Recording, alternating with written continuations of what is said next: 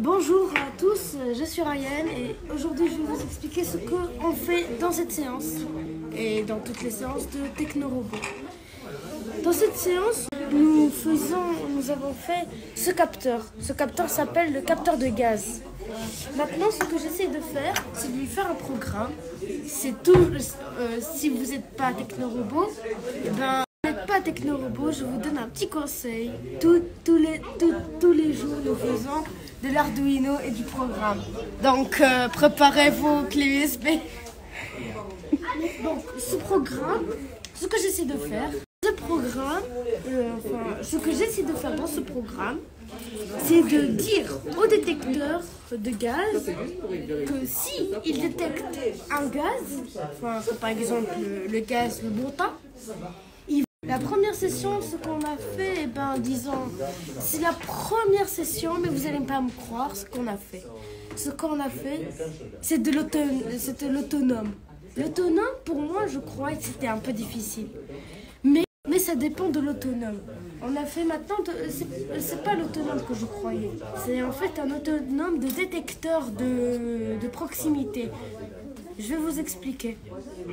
D'abord, voilà mon robot. S'il détecte un moment, tournez et il va continuer son chemin.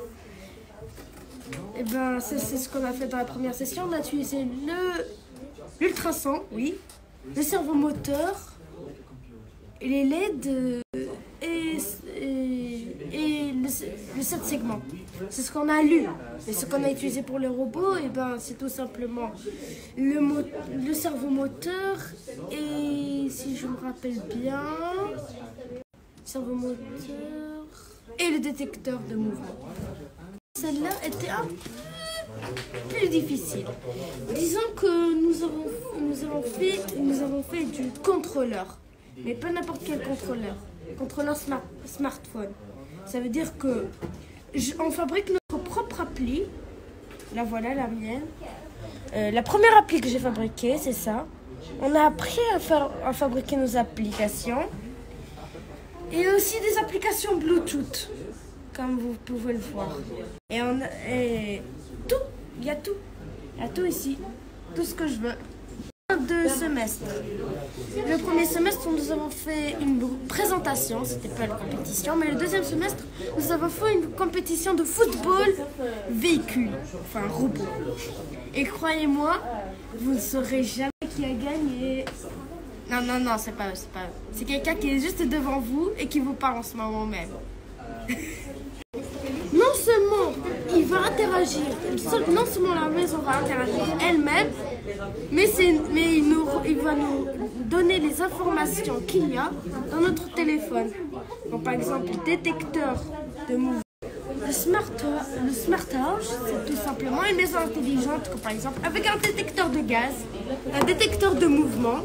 Il va détecter quelqu'un est entré ou quelqu'un est sorti, et qui va détecter la luminosité. Disons, comme les grands immeubles. Ils ont des détecteurs de gaz et qui dit avec chassainement. Nous, ce qu'on va faire, c'est encore mieux. Pas le code. Comme par exemple, détecteur de mouvement.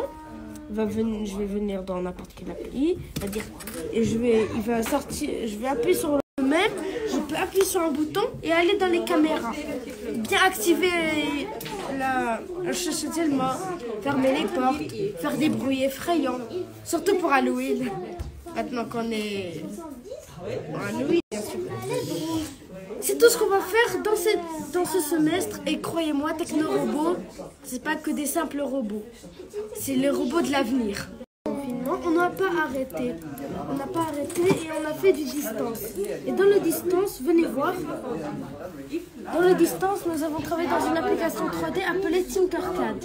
Cette application Tinkercad nous permet d'imprimer tout ce qu'on veut et créer tout ce qu'on veut. Et ça, je suis vraiment très fière. Ma première création est celle-là. Et voilà ce qu'on a créé avec nos professeurs. Nous avons commencé avec les articulations, comme cela. Boîte à déjeuner, disons portière, tiroir comme celui-là. Vous voyez, on l'a imprimé. Et juste après, nous avons fait...